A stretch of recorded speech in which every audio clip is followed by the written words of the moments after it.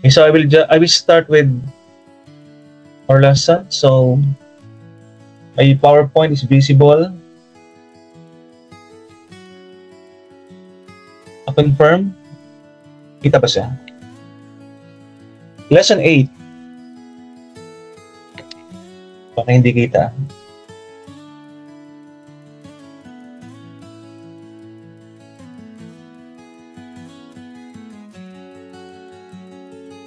Okay, hoping that my PowerPoint is visible. Thumbs up nga if okay siya. If I'm presenting something, kung kita. Okay, thank you for the confirmation. Sige. Lesson 8, instructional design, model, and meron tayong ngayon, mga focal person. Kasi every meeting we have focal person I uploaded sa ating chat box. Hindi naman talaga sa reporting, but sila yung ating mga focal persons when it comes to sharing something or reactions, manifestations sa ating klase.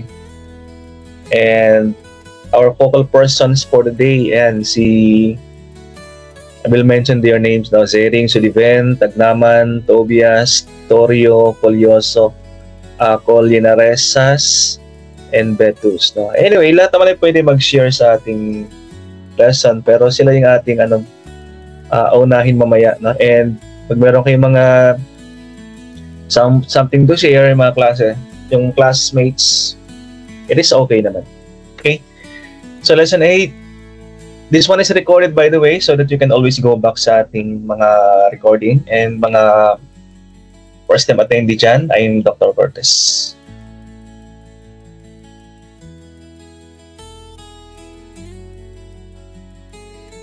So I will start the lesson with sometimes quotation or terminology. Yan. So once again, I just want to reiterate, no? If some of you can open their cam, kahit kunti lang kayo, kahit pa isa-isa lang, no? At least may kausap ako dito. Mga i-couple, dalawa, tatlo, that can open your camera. Yung mga nasa work, sige, okay lang na kayo will open your cam. Pero yung mga pwedeng mag-open ng camera, or kung kaya naman, no? Para may kausap ako sa ating session for today.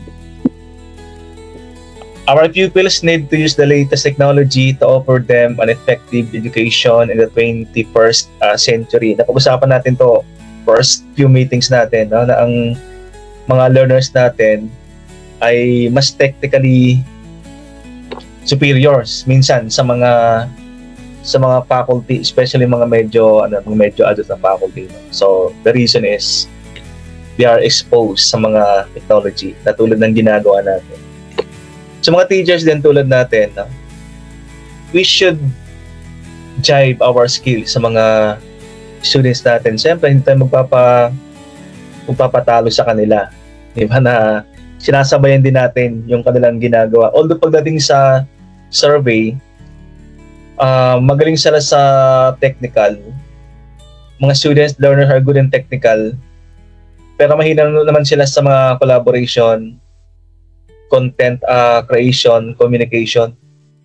Yung teacher, doon bumabawi. Collaboration, content creation, presentation, and communication. Pero ito kasi yung common denominator na dapat pareho tayong sumasabay sa mga estudyante natin. Tulad sa akin, no? I handle senior high school students. So hindi ako nagpapakita na lamang sila sa akin. Sumasabay ako sila. Sinasabayan ko rin sila. Pagdating sa research, minsan siyempre meron tayong alam sa technology na hindi nila alam. At meron din silang alam na hindi natin alam, no? For example, pagdating sa research, I handle research sa senior high school. Dito sa BMC, I handle senior high school. I handle research and fundamentals. Pagdating sa paggamit ng example ng mga software, example, Microsoft Excel. Sabi ko, sino ditong magaling na gumamit ng Microsoft Excel kasi ang subject ay accounting. talagang kailangan nilang gamitin accounting, chances are hindi lahat ay magaling sa sa Microsoft Excel. So dun minsan nagkakalamang kasi ginagamit natin sa work yung technology ng Microsoft Excel. Pagdating din siya sa research, sino ditong gumagamit na ng Quillbot, Grammarly? Hindi naman sila lahat gumagamit ng Quillbot eh. Pero tayong mga teachers later on, talagang yung Quillbot ay talagang gagamitin natin. Kasi pag faculty ka, pag prof or teacher ka, there's no way but to handle research. Dahil magtuturo ka ng research or gagawa tayo ng research. So yung Quillbot na technology, talagang gamit na gamit natin. So minsan doon tayo nagkakalamang sa mga students. What is important, itinuturo natin sa kanila yung mga technology natin. Kasi may type ng leadership na transformational, di ba? Kung ano yung alam natin, we should share those things sa ating mga estudyante. Mapa-technology man yan or cognitive or social or emotional learning. So that is one background that I want to share to you, mga estudyante natin. That is from Jane Roser. And I start the lesson ng learning outcomes. So, kayo mga teachers din, mga ma'am, mga sir later on, you start the lesson with the learning outcomes. Or, dati tawag natin dito objectives eh. Pero ngayon kasi OB tayo, what is important ay yung matutunan ng mga estudyante sa ating mga lessons at the end. For example, our learner outcomes for today, number 1, we should know the flexible learning environment. We should understand yung Robert Gagne 9 events of instructional model. We should know and apply yung Bloom's taxonomy in preparing exams. So ito yung ating learning outcomes. Because our topic for today are the following: Gagne's instructional design model, technology enhanced, and the Bloom's taxonomy. Si Gagne, daming taong pinag-aralan no? May Gardner, may Dale, may Gagne. Si Robert Gagne ay na-encounter ko siya sa board exam. Si Bloom's, Benjamin Bloom's, encounter ko rin siya sa board exam. So ang ginagawa ko, yung mga board exam questions, in-integrate ko dito sa ating lesson para maalala sila pagdating sa board exam. Dami natin pinag-aaralan tao no? Si Dale, si Vygotsky, sino pa? Si Gardner, si Gagne, si Bloom's, Sigmund Freud, yun, mga sikat mga pagdating sa education, board exam questions, no? Yung mga lumalabas na connected sa kanilang mga theories. Hanggang matapos tayo dito sa ating subject, no? Marami pa tayong mga taong pag-aralan, dati kasi kinabisado ko yung board exam, kinabisado ko yung mga taong ito yung may 25 plus yata sila. At kakabisado yung mga theories na tinatanong sa board exam. 25 na 25 persons. And sabi nga, what classroom scenario is your greatest fear? Itong topic na to, I'm just getting your attention. Kasi pag ikaw ay umagang klase naman, mga estudyante inaantok eh. So gawin natin, you're going to get their attention para makonect sila sa klase. Sometimes you can tell a story, sometimes you can tell an anecdote, sometimes you ask questions sa kanila. What classroom scenario is your greatest fear? Example ako, no?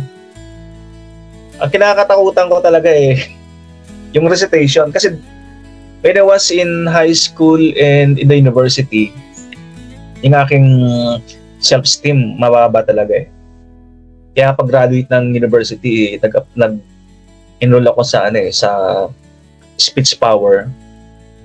conversational English para ma-enhance yung aking self-esteem.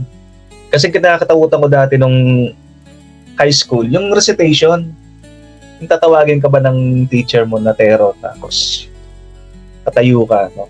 Pagdating sa university, ganun din yung aking fear. Yung example, ang subject ay law, obligation and contract. Tapos ang prof mo, attorney. Di ba, siguro naman tayo lahat dito nakaranas ng no? Some of us here have experience having a professor na lawyer or attorney. At talaga mga terror. Pero hawak-hawak yung class card. Tapos babalasahin niya yung class card. Tapos pubunot ng isa. Pag ikaw natawag, you will spend the whole period or half an hour discussing or reciting. Dahil kinakatautan ngayon ganun scenario. Now, how about you guys? Ano bang kinakatakutan sa isang classroom setting? Whether when you were in high school or you were in the university. Anong kinakatakutan niyo dati? Focal person. Ano yung focal person? Ako, sir. Yes, sino to? Sino to, sir? Christian Gilbert? ako, sir. Sir. Sige. Sir Christian, go. Sir, pa-open ang kama para ma-recognize. If you are reciting, if you are sharing something, you may open your cam para ma-recognize ang class. Yes, ayan. Sir Christian. Morning, everyone. Sir Christian, I'm sorry. Late na ulit ka ba, sir? Hindi naman, sir. Okay, nakapag-introduce ka na last time, no? We want to get some background from you. Nakapag-ano ka na last time? Tapos na, sir. Okay, sige. Go, Sir Christian. So yun, sir. So yung question is, what classroom scenario is your greatest fear? So based on my experience, sir, nung college ako, yung alphabetical. Alphabetical din. Oo, pag nagbibilang ng ano ba yung tawag doon, yung card na may mga names ng student. Oo. Index card. Class card. Class card. Ano po anong tawag doon, sir? Yung index card. Index card. May one by one picture. Yan yun. May kami dati, may proof kami dati. Siyempre, kaming magkakaibigan, nasa isang row lang ng... Isang row. Pag nakikita kami ginagawa, alphabetical kami noon. Pinakauna ka, sir, no? Row 1 ka kasi letter A. Oo. Tapos itatabi ako doon sa napakaseryoso kong classmate, hindi mo makausap. Naku po. And yun, pag nagbibilang na ng index card, sir, yun lang po. Naku po. Talagang naranasan natin yung ganong no? Lalo pat yung prof ay terror. Naku, pag hawak-hawak ng index card. Yun, tapos yung proof namin, di umaalis sa harap pag ikaw yung nagre-recite, di umaalis sa harap nun. Harap mo talaga, sir. Naku. Talagang torture. Ganun talaga mga prof dati natin, no? Kahit sa high school. Yung ngayon, kahit ngayon, meron pa rin, Hanggang ngayon, meron kasi, pa. mas tame na lang ng mga prof ngayon kasi siyempre, babanatan ka ng tulpo. Anyway, thank you, Sir Christian, sa iyong sharing. Yan. Index card. Yung magic index card na talagang napaka-iconic. Sino factor? Sino, Sir Christian? Sino pang focal persons na nandiyan? Iba naman di ka na-share, kaya lang inuuna natin yung yung focal person natin. Sir James Rick. Yes, good morning, sir. Morning. Okay po.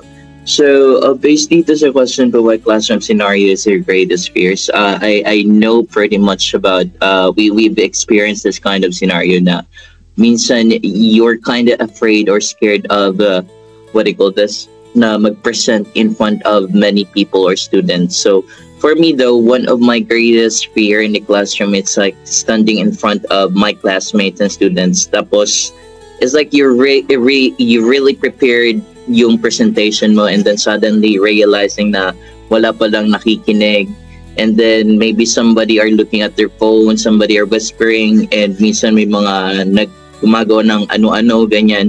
So, at that moment, sir, it's kind of giving me a vibe na I would feel nervous and even question myself kung am I not interesting enough? Hindi ba sila nakikinig? Did I fail to connect with them? This is something na I think many of us can relate to this fear because gusto natin, yung goal natin, our students or our classmates to respect us while we are in front of the class discussing something. But I think this fear, sir, also pushes me to think of creative ways to keep students engaged na din. Maybe, let's say, by asking more questions and let's say using activities or even, yes, sir, like integrating technology just like what we're doing here in the class. And siguro at the end of the day, what we fear can also be what motivates us to become better teachers. And this applies to everyone as well. Yun lang po, sir. Thank you, Sir James. Wow. Afraid if you are not effective enough, no? Sabi ko. But you're questioning yourself talaga. Sometimes it happens to me. I am also questioning myself, am I not that effective? Baka kulang sa akin, Baka may kulang sa akin, I should be shaping up next time para mas effective. I experienced those things now, whether they are my tertiary students or senior high school. Mga fourth-year students, they are more tame kasi graduating, di ba? Pero mga first-year freshman students ko, parang high school pa lang sila Mas lalo mga senior high school students ko, parang batang-bata talaga, mga bunso taon na ako dito Senior high school students, dito BMC. Okay? Subject is, for example, fundamental sa BBM. Some people are tabak. They're playing something. Yung scatter na tinatawag nila, high school, college, nangyari, it happens playing scatter inside the classroom, pinapalipat ko ng unahan, so unahin mga nasa likod. So mamaya one also may fear may dumaan yung principal, di ba? Tapos nakita mga estudyante sa likod na naglalaro doing something. Okay, so meron ba greatest fear? So sa mga focal persons natin, meron ba? So far, Sir James, Rick, Sir Christian, ang focal persons na nag-share sa atin. O pag wala na sa mga focal persons, sige, we may call... meron pa, Mama Riz, yes. Good morning po. Yes, good morning. Ayan, share ko lang po yung aking personal experience during my college days po. Bale, taga Caloocan po kasi ako. And yung school ko po is sa Manila. So, medyo malayo po yung biyahe ko. And hindi rin po ganun kadali yung transportation. So, I had one subject po that was zoology. And yung prof po namin doon is terror po siya. Ang po ng aming klase po sa kanya is 7 o'clock po in the morning.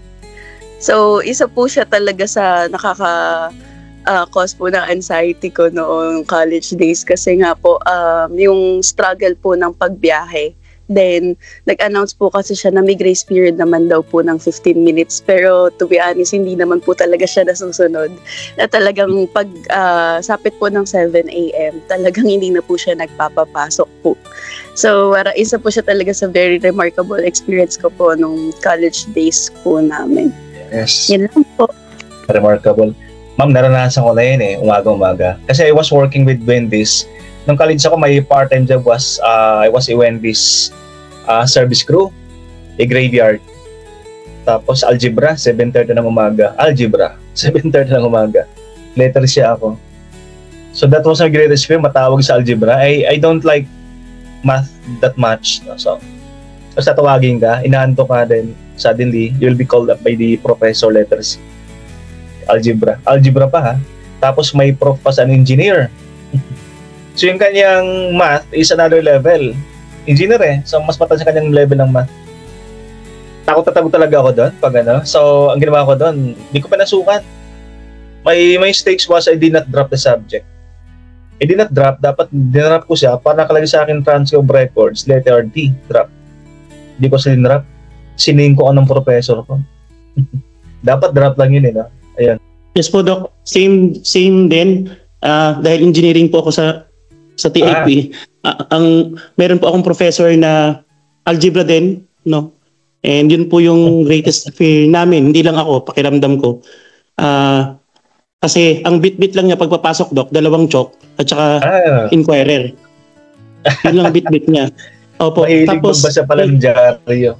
Opo, sasabihin lang niya, o sige, hanapin, bibigay lang niya yung lesson, tapos sasabihin lang niya, hanapin niya yung sa tingin niyo na pinakamahirap na example dyan, o given, so solve niya. And nakita po namin, late na rin na found out po namin, Doc, na siya pala yung author ng book. Kaya pala, kaya po ganun siya ka-confident sa pagpapasok siya, bit-bit lang niya dalawang chalk at saka inquirer. Tapos po, madalas po, ayaw niya nang may natutulog kasi binabato niya ng chalk. Oo, talagang kaya dati. Opo, medyo sa amin, medyo fear, sa amin, nakakatakot para sa amin sa engineering po, Doc. Yan din mga fear. Yes, thank you, Sir Gilbert. One of the fears din natin dati, mga Terna Prof, no? Nambabato ng eraser, nambabato ng chalk. Pag high school, pinipingot yung tenga, no? Pag elementary, yung singit ang pinipingot, eh. Pero hindi na pwedeng gawin nila yan kasi binabanatan na sila ng tulfo. Good morning, sir. Sir, would like to share po yung sa law subjects ko po nung college po ako. Obligon? Kapag law subjects po kasi syempre attorney yung prof mo and you have to be prepared po talaga once na pumasok ka. Like kailangan sa dami ng mga cases, kailangan ready ka. And kasi po 'di ba, expected talaga na kapag law subject is may recitation talaga.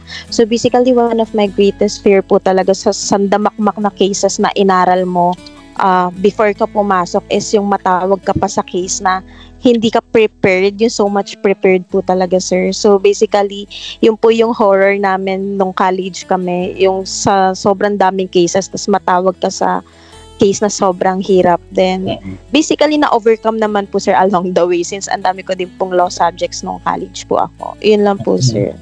O, tama tayo, ma'am. Law subject din. Ang pinakaayaw nating law subject, yung negotiable instrument. Ang hirap intindihin. Yes, gusto pang obligation ng contract kaysa negotiable instrument. Ayun. Tapos yung prof ko, hindi lang sa lawyer judge. Judge siya ng regional trial court. So you can imagine yung kanyang mga tanungan doon sa talagang gusto mong magpabunot ng ngipin kaysa umatin ng subject niya. Ganun kahirap yun. Sa akin kanina biglang may napindot siguro ako or yung okay na po ako, sir. Am I audible po, sir? Yes, ma'am. Yes, Maris. Ma'am Maris, okay. Okay. So nakikita niyo po ako sa cam, sir? Yes, ma'am. Okay, thank you ho. So, ano ko lang po, sir, what classroom scenario is your greatest fear? So, na banggit na rin yung math, yung mga law subjects. So, sa akin naman po, sir, yung ibang ko naman, yung sa PE namin, sir. PE? Opo. Yung sa PE po kasi namin, sir, noong araw, kailangan mag-participate ka sa intramurals, yung pinapasayaw ka ng teacher nyo talaga, sir. Ako po kasi yung tipong bata na puro kaliwa yung paa. So, yun. So, magaling pa lang sumayaw siya yun pag may sayaw talaga sa activity sa PE, talagang yun talaga yung battle ko kasi hindi kasi ako ganun ka-graceful. Parang kinukumpara ko kasi yung sarili ko sa iba na they are graceful po talaga sumayaw. So, hindi ko po talaga siya kaya. So, yun, may time po nun, sir, dahil umupo na lang ako sa gilid at hindi nga ako nakakasabay. Lalo ba, nagpa-practice kayo ng seniors, yung JS Pro, may mga ganun. Opo, may mga swing yun, hindi talaga. So may time nun, sir, binato ako ng teacher ko ng sandals niya, kinuha niya yung sandals, tapos binato ako dun. Buti na lang hindi ako natamaan kasi umilag ako, pero hindi naman ako nagdamdam ng sama ng loob doon, sir. Kasi gusto niya synchronize talaga yung galaw, yung talagang sabay kayo lahat. Hindi ko nga yun kaya, sir, kasi hindi nga ako na sa pagkabata na sasayaw-sayaw. Yes. Yun lang po, sir. Okay. Yung Ma'am Maris. So magaling pa rin sa PE si Ma'am Maris, nakailag di ba? Ibig sabihin, mabilis pa rin. Ma'am Maris, curious lang ako. Yung prof ba, tanda mo pa yung pangalan niya, ang teacher na yon? Tanda mo pa siya? Sir? nasa Mindanao po yun, sir. Baka hindi mo na yan. Okay. Pero Kasi- naano din sila kasi, ewan ko ba sir, basta hindi kasi ako maano sa sayaw eh. Hindi ako talaga. Gusto ko lang sa gilid lang.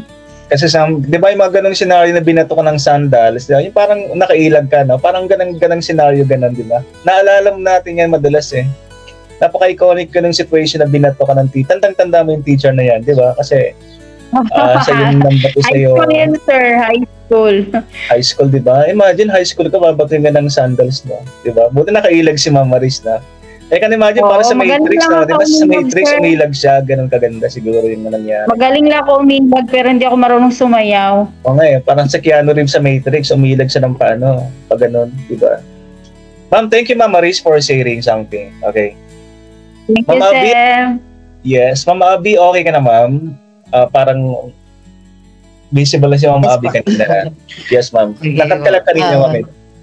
Nawala po yung connection, sorry. Okay. Okay po. Number 1 po is pag nagsasalita sa harap. And number 2 po, kasi dito po ako nag-college sa Thailand. Okay. Pag groupings po, kasi po yung mga classmate ko, mostly mga foreigners. So, pag naghahanap po ng group, like example, group of 4, then, syempre, mag-group yung mga magkakaibigan dahil mostly mga foreigners sila, pipili na yung mga friends nila. So, mahirap po pag gano'n. So, parang ako po, hinihintay ko lang po sino po yung kukuha na lang sa akin kasi naghihintay po kapag nakagrupo na sila, ganun po. Okay. Ayun. Ma'am Abby, you're in Thailand now. You're teaching in Thailand. Yes Okay. po, kindergarten po. Okay. And you spend your college there in Thailand. Your family is in Thailand ba? That time? Hindi. Okay, anyway, sige. Ayun talaga, may mga weaknesses tayo. Si Ma'am Maris kanina, diba sabi ni Gardner, iba-iba intelligence natin. May magaling, may mahina sa psychomotor, sa PE. Si Ma'am Ma'am Abby, siguro yung kanyang magaling sa interpersonal, mahina sa interpersonal, magaling sa intrapersonal. Ayan. Hello, sir. Yes.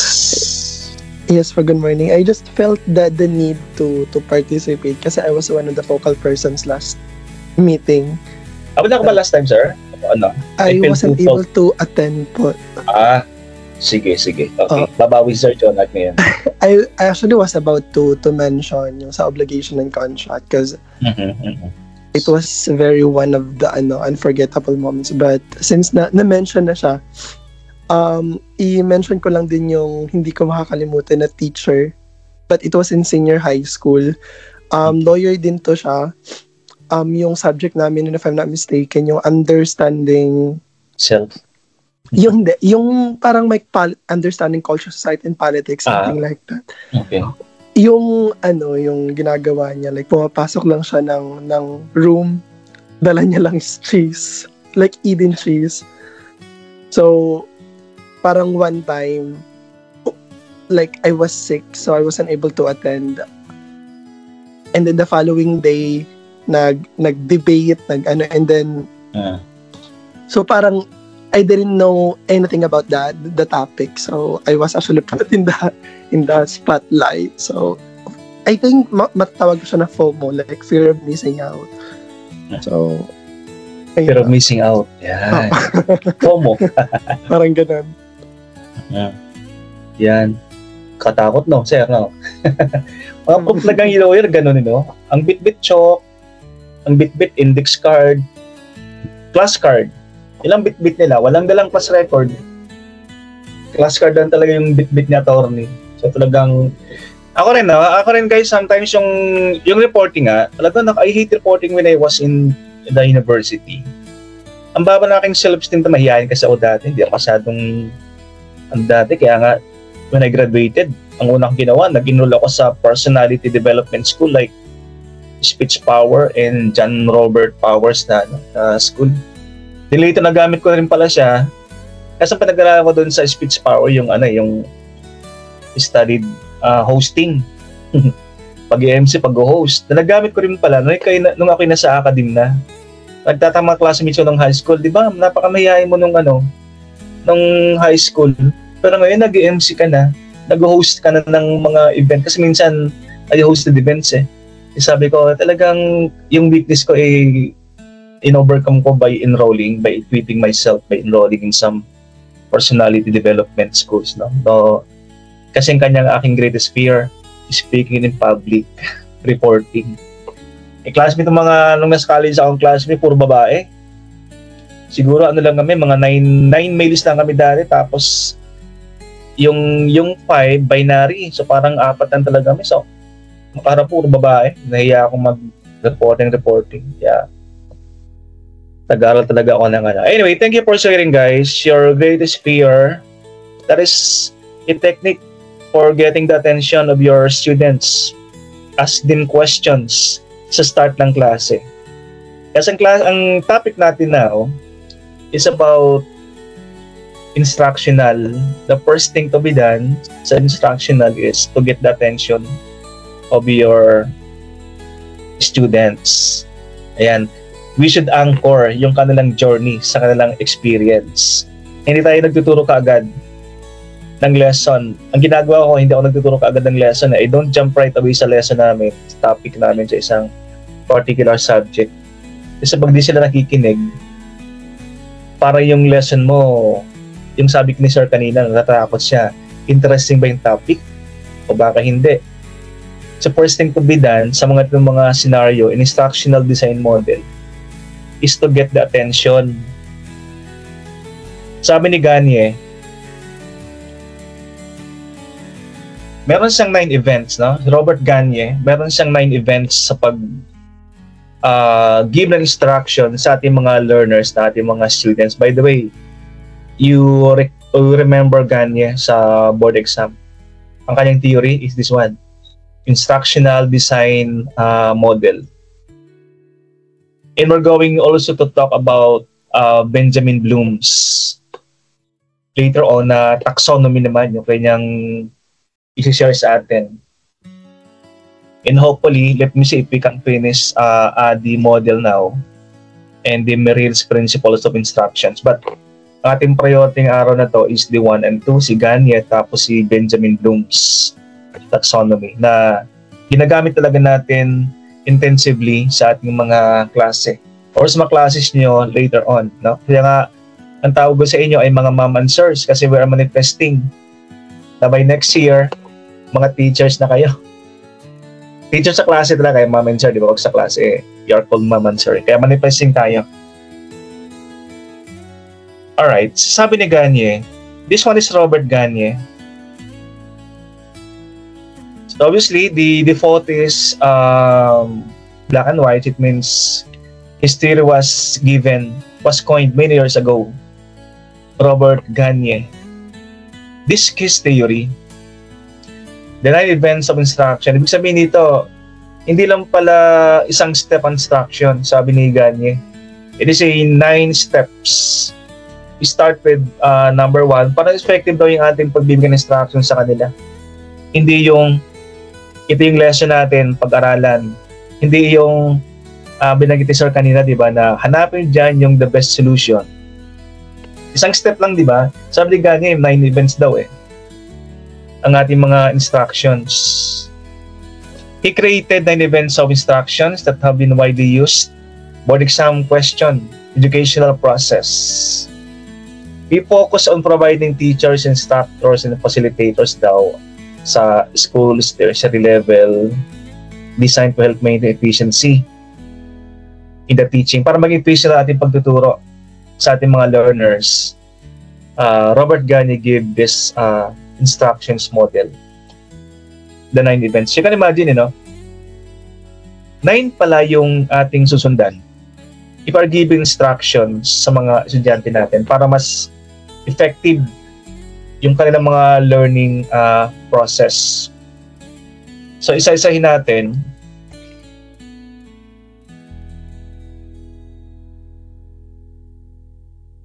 The first one is get the attention.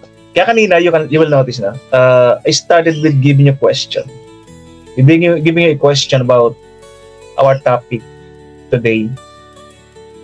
Yan ang natin gagawin. Especially pag mga basic education ang hawak natin mga estudyante, no? Yung kanilang attention napakaikli. Pag sa university, okay lang no? Pag mga college students ko kasi ang aking handle, Isang sabi lang, pwede na. Pero kung ang senior high school, madalawa, mapagagalit mo pa yun. Parang sometimes I spend like 5 minutes yung telling them something, sermon, reminding them.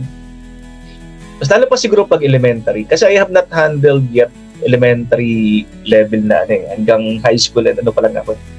Senior high school pa lang na-handle.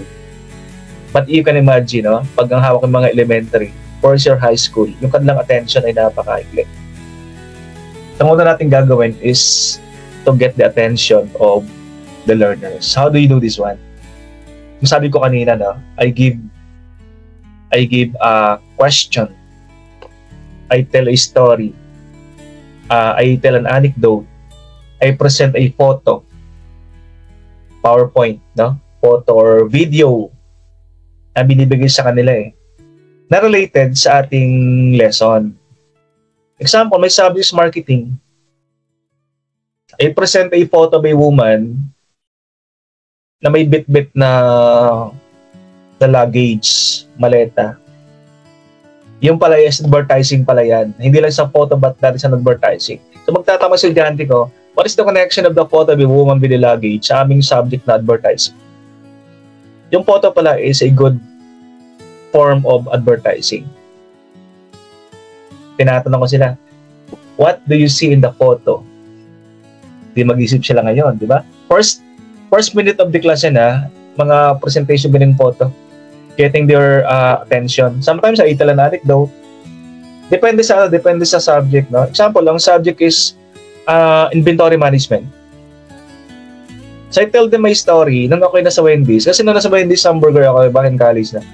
One of my job was stockman ako Kasi sa Wendy's dati, pwede kang dining crew, pwede kang counter person, pwede ka sa backroom, pwede kang sa stock, so inventory.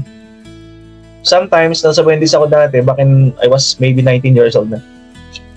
I received stocks. Sa pang-klase ay pang-lesson na inventory management, example sa ABM. May lesson inventory management. I tell them anecdotes about my experience when I was in Wendy's. When I was in the university. Kasi I received stocks. Yan. So, I get their attention. Pwede ring video. Yan. Sometimes I give them icebreaker. Sometimes I give prizes Na ginagawa ko, no?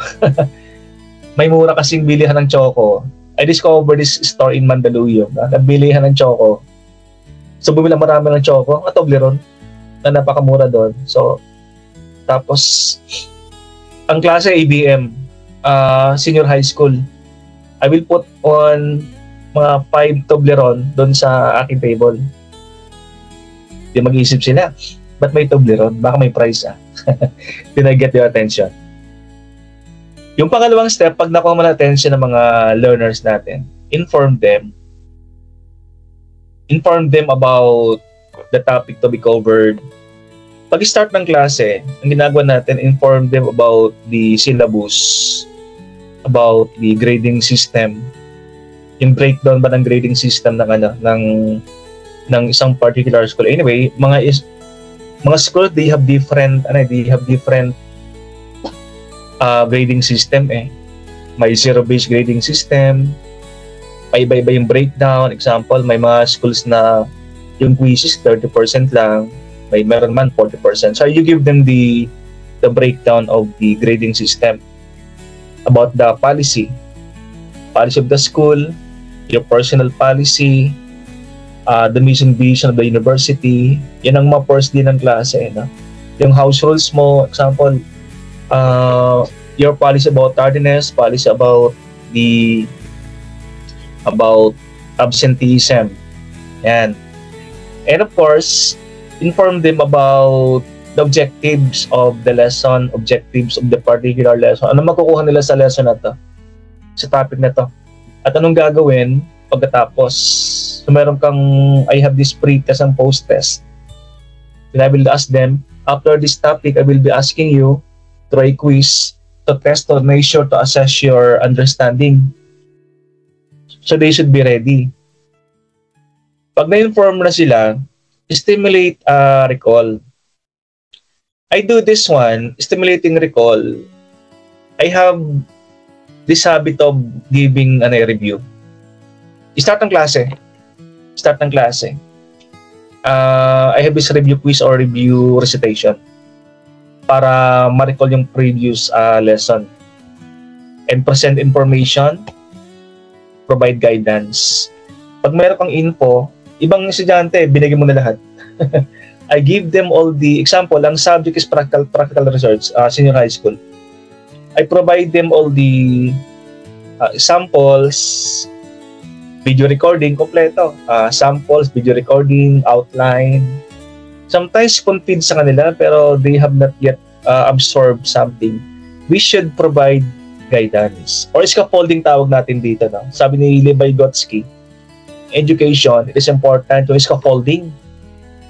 Yung presenting the information, pero you guide them, paano gagamitin yung info? Kasi pag hindi nagagamitin yung information na yan. Kahit provided sa kanila yung sample ng research, provided to them, hindi nila gagawin. So, may ginagawa pa rin akong guidance. Scaffolding pa rin. Kasi dito sa BMCS University, sa college, no? Hati dito 1 week is synchronous, and another week is asynchronous. Ibig sabihin, pag asynchronous, I don't meet them. So, ang ginagawa ko, I record myself. I still record I don't just give them the lessons. I record myself about instructions or lesson about that one para meron pa rin silang guide. Kahit ang klase namin is asynchronous. Scaffolding, no? We do this scaffolding. And after that, test natin yung kanilang performance kung talagang kaya na. Okay? Pag nag-perform, feedback. Okay? You provide an hour per week about feedback. How do you do this one? Meron tayong consultation hours in the university. Or senior high school, meron din consultation. Pagkatapos ng exam kasi, di ba? Diba exam, performance ng exam You're testing their performance to an exam, major exam. Then after that, pagkatapos ng exam week, wala mo ng klase susunod na week, consultation week tawag namin doon. That is a time that we provide feedback doon sa mga estudyante about their performance noong nakaraang example, prelim. Performance ng prelim. Performance ng midterm. Isang week to, no, na hindi kami nag-lesson kasi consultation week. So the students are free to consult us about their performance. So we give them feedback about the grades, about your attendance, absenteeism. Kasi at the end of the day, pag yung isang estudyante na-drop o hindi mo pasok, kasalanan pa rin ng prof. Kapag marami silang absences, no, hine-heads up namin sila during feedback session. Oy, itong attendance mo, 2 sunod-sunod ka ng absent without notice, or dapat excuse ang absences para valid Yung mga estudyante minsan, 2 absences, walang paalam, unexcused absences. So we give them feedback about the performance. Ito, isa na lang, madadrop pa na sa subject. Para next time, papasok na sila. O kaya ito yung ano mga reasons mo, sinabi sa estudyante, ano mga reasons mo why for the past 2 meetings wala ka? And then, they can present the alibis pag feedback session para ma-retract ko yung absences nila. And after feedback, ayan, so you can now reassess the performance, grading system, recitation, important, enhance retention. So hindi lang natutunan nila kasi minsan pag tinest mo ko next week, nag-lesson ka ngayon, perform ka ng quizzes, pagdating next week, pag ni-review mo, wala na. So ang ginagawa ko, to enhance retention, pagdating ng next week, tinatanong ko sila, what was your takeaway doon sa previous lesson natin? Yung iba nakakalimutan, kaya kinoconnect ko dapat tuloy-tuloy kasi yung kanilang learning. Kasi ito yung lahat ay ginagamit natin sa ating midterm exam. So pag nakalimutan yung iba, So, 0. So, dapat you retain by giving them review recitation, or review quizzes. Ang ginagawa ko dalawa review recitation or review quizzes to retain yung kanilang skills or learnings or info from previous lesson. Yan ang ating ginagawa first 10 minutes ng isang session review. So some samples, how do we do yung gain attention? You can, sabi ko niya, you can give a thought-provoking question, mag-present ka ng problem sa kanila. First, depende sa subject or sa topic na inyong hinahandle. You can present meaningful, relevant challenges. Yung kanyang sinabi ni Sir sa math, pinapatanong what is the best solution. So, dito kasi focus ang ating inaasahan. Pwede siyang story kasi you can tell a story kasi may mga visual, may mga auditory students ka, they love stories being told to them. Kwento. Meron namang mga visual. So you can present a PowerPoint, a photo sa kanila. Or pag sa math naman, di ba? You can present probably pwede siyang abstract. Pwede siyang scene. Example, meron ka dating ang subject before was HRM, Human Resource Management. Then I presented a photo na interviewer were an interviewee. Yan. And I asked them, which one is the interviewer? Which one is the interviewee? Yan. So, pinag-isipan na, saan nga ba ang interviewer? Para interviewee sa dalawa. Okay, so they're spending some good minutes in knowing sino yung interviewer doon sa dalawa. May mga details siya, Yung pala interviewee ay yung may dalang bag. Na they failed to notice, Yan, mga sample lang ng visual that thought provoking. Sometimes puzzle. Ang aking binibigay sa kanila. Puzzle or abstract puzzles or narration. Siyempre, I give prizes pag may ganun po. Just to get your attention. O pagdating naman sa sa number 2, inform the learner of objective expectancy. Ang first natin ginagawa is to give them the objectives of the lesson, objectives of the subject. Kasi may dalawang klase ng objectives Siyempre sa unang araw natin sa ating mga klase, what we give is the objective of the course, objective for the whole SEM. Or outcomes, course outcomes for the whole SEM. Di meron naman tayong objective na per lesson. Ito naman yung objective or course learning outcomes ng isang particular lesson. Pagkatapos ng lesson na to, ano yung pwedeng makuha ng isang estudyante. So pwede sa objective mo, objective ng university, to the mission, vision, the university. First day ng klase First day ng classes, binibigay natin yung mission, vision ng isang ating university or ng ating school. And how do you do this one? Describe what they will be able to do after the session, the learning outcomes, tawag natin dyan. Describe the required performance and criteria. Explain how the learning will benefit them. So tell the learners what they will be able to do after the lesson. The expectancy na dapat sila magkaroon after ng klase, depende sa lesson. Example, my subject is research. At the end of the lesson, you should know how to differentiate, example, quantitative versus qualitative research. Pagkatapos ng lesson, define. Very simple. You should know how to define. Or pwede rin you should know how to apply yung quantitative and qualitative research. And that is board question, Ito yung question ng nakaraang board exam, May. Research. ang lumabas dati was experimental research. I don't know. Sinabi lang sa akin ng aking college university, Doc, lumabas sa board exam yung experimental research. Ay, meron na ba? Kasi kanina sa table of specs, di ba, pinakita natin, may part doon na research is part of the coverage ng examination. Yan.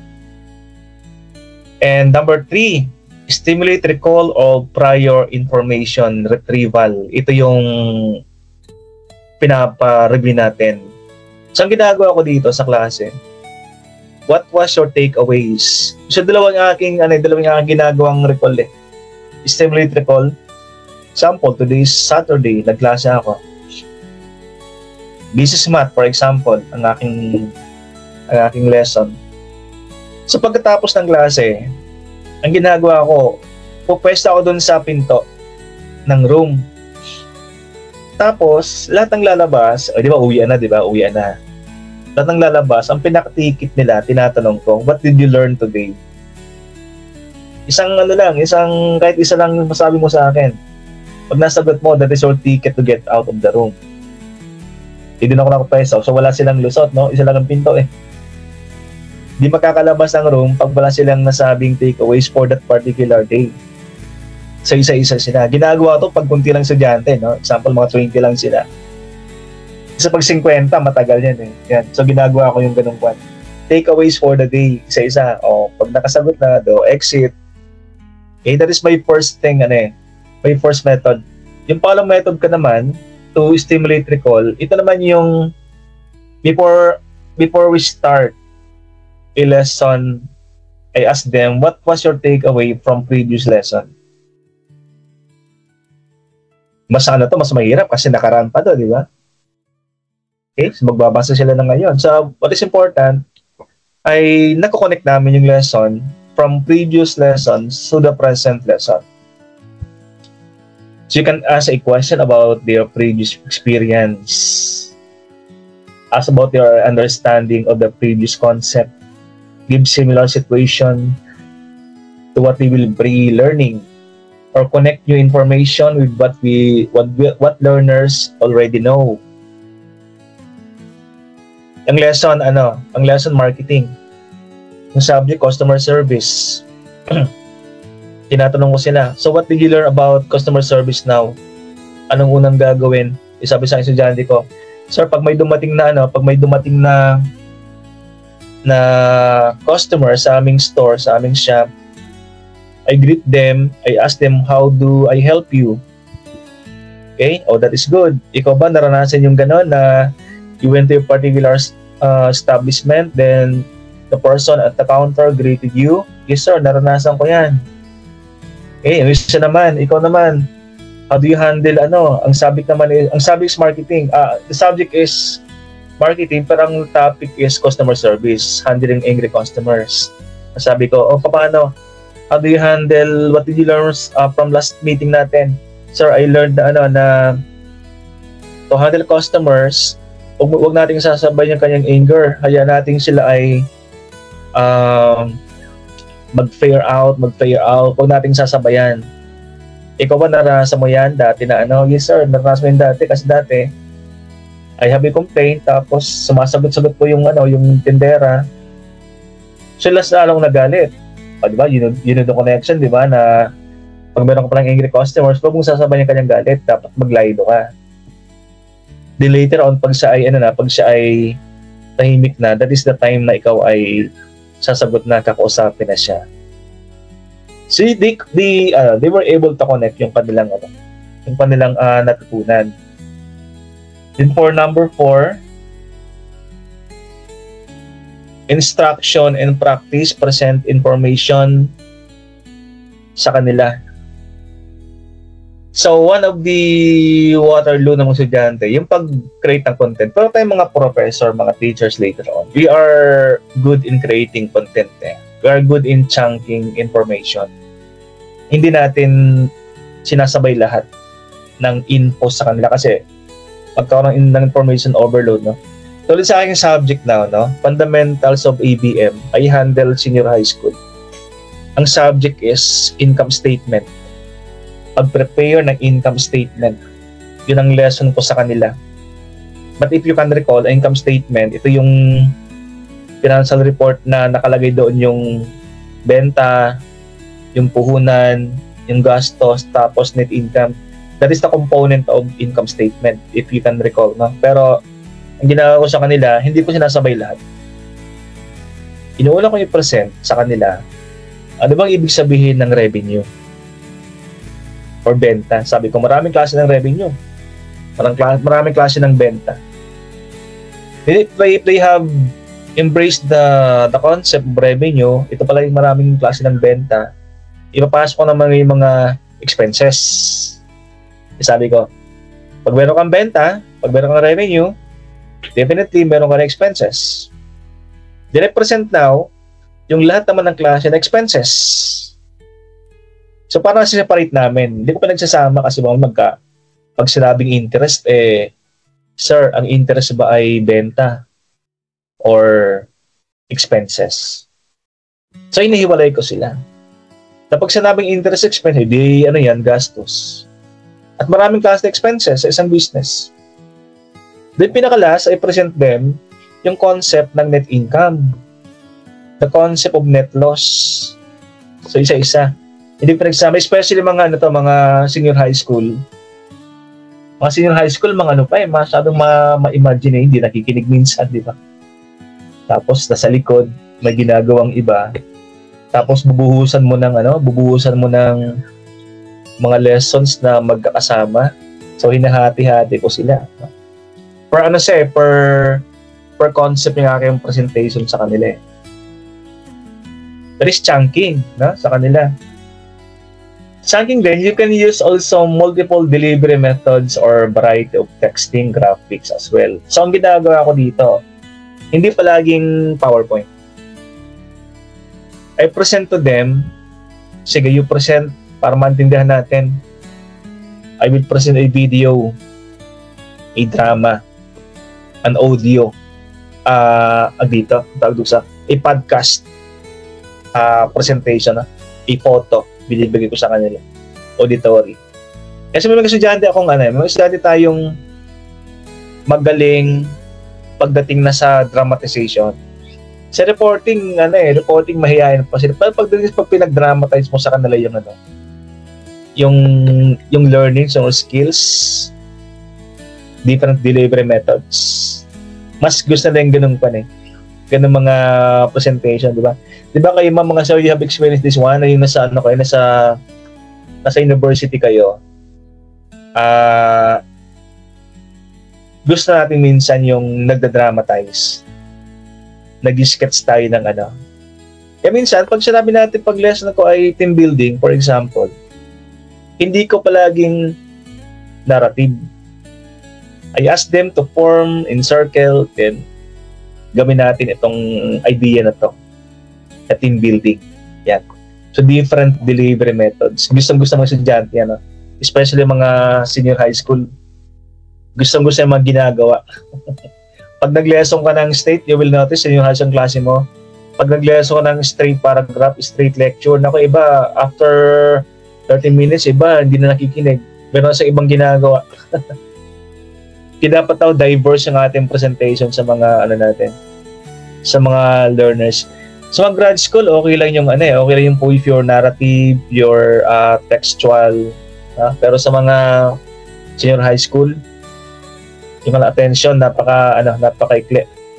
Some teachers here can vouch, mga prof dito, maging teacher sa senior high school, you can vouch, di ba, na in some of your students, yung kalang attention ay napaka-ikli.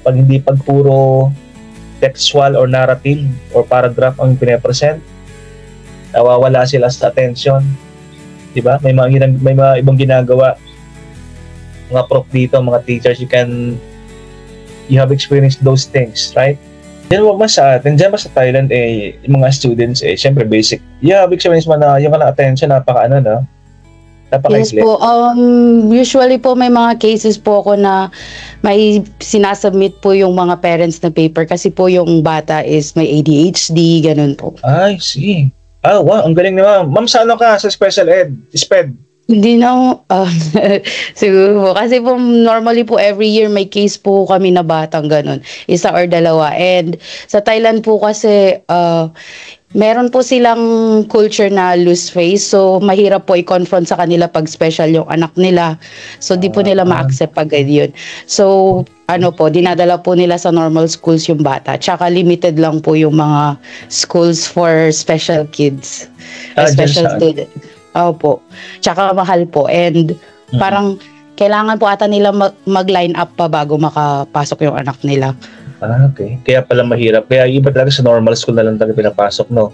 Opo. And pag normal school po, meron naman pong like English program, ganun po. Yung konti lang po yung bata, like 20 student, hindi po 60, ganyan. Hindi regular po.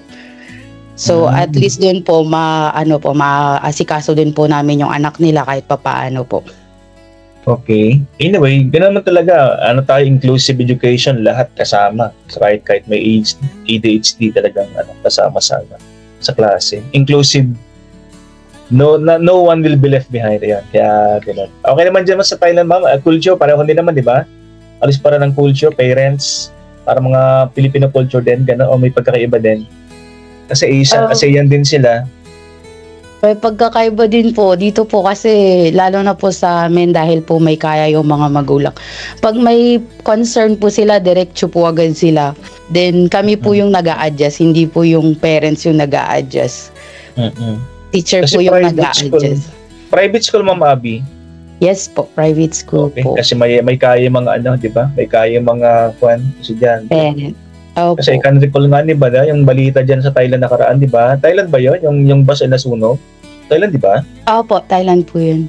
Thailand siya. Private school ba yun, ma'am? Di po, government school po siya. Okay, government school siya. Ayan, sige. Thank you, Ma'am Abby, for sharing. Yan, at least meron tayong mga actual scenario na nagagaling sa actual experience ng mga teachers dito. Maraming teachers dito eh. 'Di ba? Sino ba mga dito, mga I don't have the list kasi ng mga listang kung sino na sa academe dito, mga basic ed.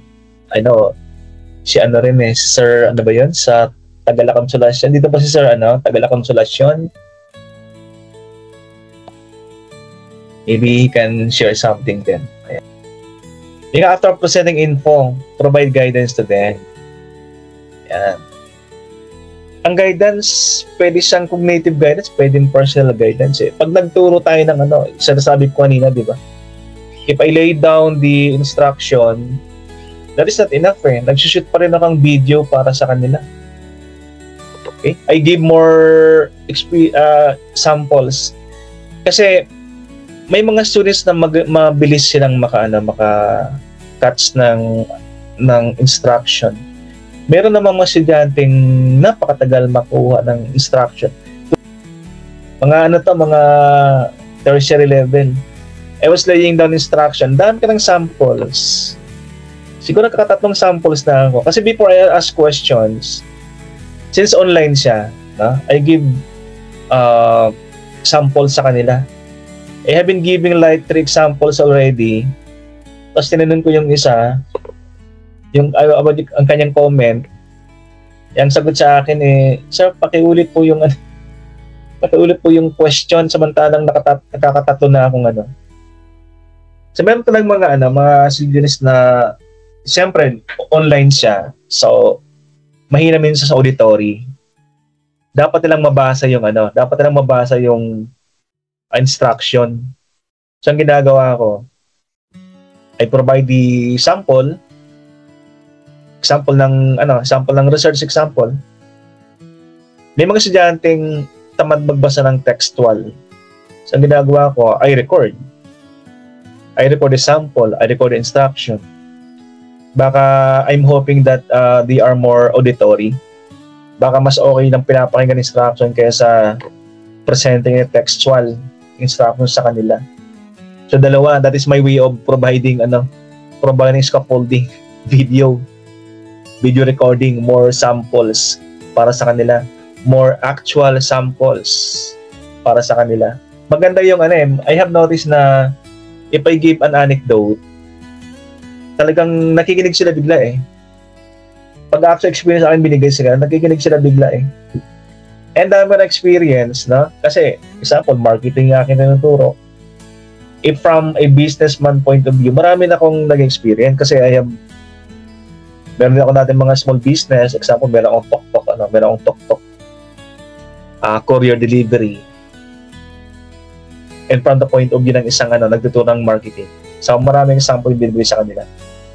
Plus, my personal experience as an accountant before in one company. So, nakikinig sila. Plus, my experience as working students sa kanila. Yung mga pang-scaffold ko sa kanila, no? Pang-guidance sa kanila na talagang they are listening. Eh, siyempre, ako siguro pinakamatanda dito, no? I'm 52 53. So, you can imagine, dami kong napagdaan ng mga anecdote na pwedeng i-share sa kanila. Number 6, performance. How do they respond dun sa tinuturo mo? So what can be done here? Have the learner demonstrate. So pwede siyang pag-PE, madali lang to, return demo. Tawag natin dito pag-PE yung pag tinuturo mo ay PE. Return demo ang pinapagawa. Pero pag subject mo naman na example, marketing. So ito yung they can dramatize. Example, customer service ang topic now. Fundamentals of ABM, senior high school. Customer service. Okay, ang tinuturo ko, how to handle angry customer. After that, I will ask them, sige, can you dramatize a scenario showing proper way of handling an angry customer? And the other one is showing the improper way of handling customer. Tuwang-tuwa sila na kasi magdadrama sila. Okay? Nakuha ko doon yung performance. Sige, not always in essay type ang performance, but return demo. Tingnan natin kung yung knowledge na tinuro natin and how to handle customers ay naintindihan by having a dramatization of that case. Pwede naman case study. Sample ngayon sa BMC. Meron kaming gagawing educational tour sa Pampanga coming September, no? So, siyempre, that is not only an EDUC tour, but I will ask them in performance kung ano natutunan nila doon sa EDUC tour na yon. So, I will ask them to write a narrative video presentation about the event na kanilang inatindan. Yan. Pag video pinag-usapan, ako mga estudyante talagang ang gagaling gumawa ng video. Ang narrative video, minsan mas magagaling pa sa atin. Provide feedback, be positive, be objective. Objective, meron ka dapat, if you are giving a feedback, dapat meron kang checklist so that you cannot be accused of being biased. Kasi babalikan ka ng mga especially mga I have noticed, mga senior high school, they are more grade conscious compared sa mga college students ko. So if I give them the feedback, meron akong checklist. If I assess their work, their performance, meron akong rubrics or checklist para objective yung dating para sa kanila if you're giving feedback. Objective, no? And the positive. So if I'm giving feedback sa mga estudyante ko, which you can also imitate or use this one, itong aking technique na giving feedback. If I'm giving feedback sa mga estudyante, positive, ginagamit akong technique eh. Ito yung, I don't know if you know this technique. I call this technique the sandwich method. Or I don't know if you have heard about the sandwich method in providing feedback. The sandwich method or the 3 C's, 3 letter C. Sandwich method. So pwede itong gawin to sa mga estudyante nyo. Ang ginagawa ko, pang mga estudyante especially now, na rampant, hindi naman rampant, but napaka dito prominent yung mga cases na estudyante committed something kasi binagsak ng prof, binagsak ng teacher niya, or pinagalitan, di ba? Or hindi pinerfect yung exam. Ang perfect 20, siya lang naka-18, inaway yung teacher, no? May ganung mga ganung mga scenario. Pero so far I have not experienced pa naman yung talagang drastic reaction ng mga estudyante na ganun. Pero alarming naman 'di ba nangyari, 'di ba? So pag nagbigay tayo ng feedback sa kanila, positive pa rin. Then reprimanded. Sabi ko, easy lang tayo sa pag-reprimand kasi nga baka mamaya may effect sa kanya yung pag-reprimand, tapos he will do something that is not good. So dapat be positive pa rin. So ang ginagawang technique in providing feedback to them, example, kung kanya na ay may ginawa sang mali or mababa yung kanyang mga exam, yung sandwich method na akong ginagawa, 3 letters, if you can recall, no? 3 letters. Yung unang C, pinatawag mo yung estudyante in private room, walang kasamang iba. Ang unang ginagawa, yung unang letter C, compliment, di ba? Kapag sinabing compliment, you compliment him, pinupuri mo siya muna, di ba? Although may ginawa siyang mali, pero unang meet ka, compliment. Sinasabi ko sa yung kanyang magandang ginawa. Example, yung first few meetings, okay ka, no? Patatas ang quizzes mo, nagre-recite ka, that was good. Yan ang compliment, yun ang unang letter C. Yung pangalawang letter C, confront. Hindi naman sasabihin yung kanyang maling ginawa. Yan, pero itong ginawa mo kahapon, mali. Dapat kang bigyan ng let's say punishment or something, di ba? Suspended, gano'n. Confront. Okay? Yung pangatlong C, bago siya umalis, at the end of your session, yung pangatlong letter C, compliment ulit. Pero okay lang ha, sabi, example, pero okay lang yun, pero I know, ikaw, naniwala pa rin ako kasi ikaw ay mag-shape up, ikaw magbago ka.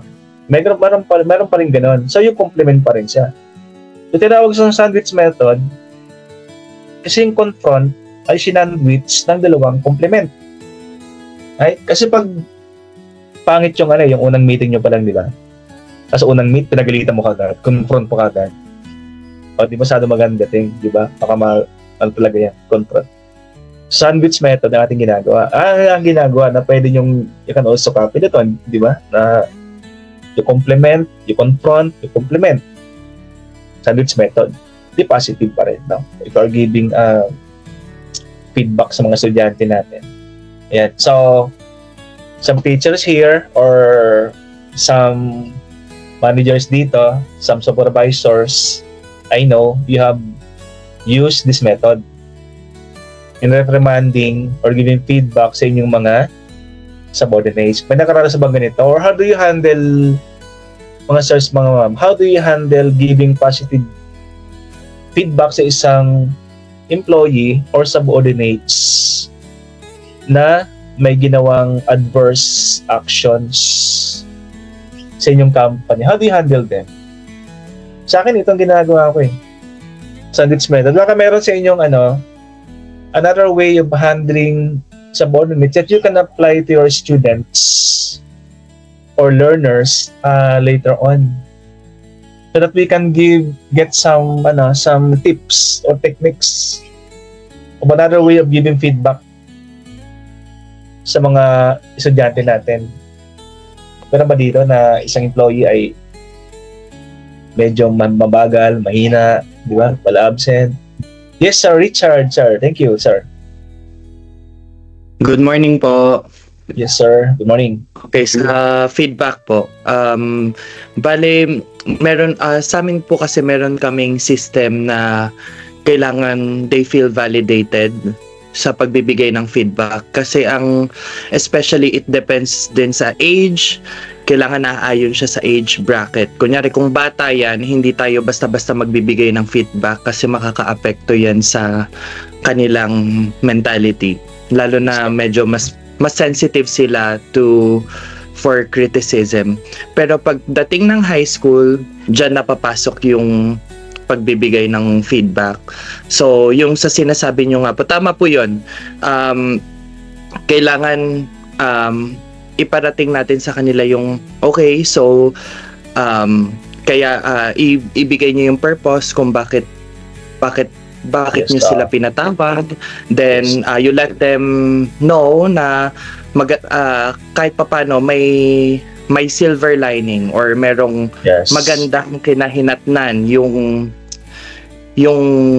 ginawa nila. Then after no, point it out kung ano yung positive and negative or ano yung magiging consequence nung ginawa nung bata. Then after doon, we should listen as well dun sa paliwanag ng bata. Then let them feel validated. Lagi yun sinasabi sa amin. Let them feel validated, valid. Kasi mahirap na dahil nga mahirap mamaya biglang ma-depress yung bata kung anong gawin pag uwi ng bahay. Kasi ang school is like andyan sila for 6-8 hours a day. Then pag uwi, hindi na natin alam kung anong iniisip nila. Sure. So, yun po. Then kailangan pag alis, make sure na clear and yung information na binigay natin, yun yung sinasabi nila, yung communication is important po sa estudyante, between students and teachers, at saka yung guidance counselor po. So, yun lang po yung masasabi ko po about feedback. Yes, sir. Thank you, Sir Richard. Ang ganda sinabi ni Sir, no? I like the silver lining, di ba? I like the communication. Kaya nasabi ng mga di ba? Lahat naman sinasabi to always na, no? Communication is important. Di natin alam kung ano nangyari sa mga learners natin. Kaya yung simple way of asking them, are you okay ka ba? Ayan, di ba? Yung exam na kinuha sa estudyante, are you okay ka ba? Di ba? Oy, how are you? Simple words na ganun very powerful para sa kanila. Kung kinakamusta mo sila, okay ka ba ngayon? Kasi minsan, di ba, depressed tapos wala man ang nagkakamusta sa kanya. Okay? So, lahat ng nakita natin, kamustahin natin, estudyante natin. Right? Or pag group naman to, how are you, how's your day, how's your weekend, ganon, sama na lahat. Okay? Minsan pag may nakita ng estudyante sa school, kahit hindi ko siya handle, hi, basta ka, ganon, or are you, inikitaan ko lang. Kasi binon to, anong pinagdadaanan ng pinagdadaanan ng isang estudyante, di ba? Na dalon pala siya. Meron dito sa ating meron ditong psychologist I forgot siya na psychologist natin dito. Maybe she can share. Hanapin ko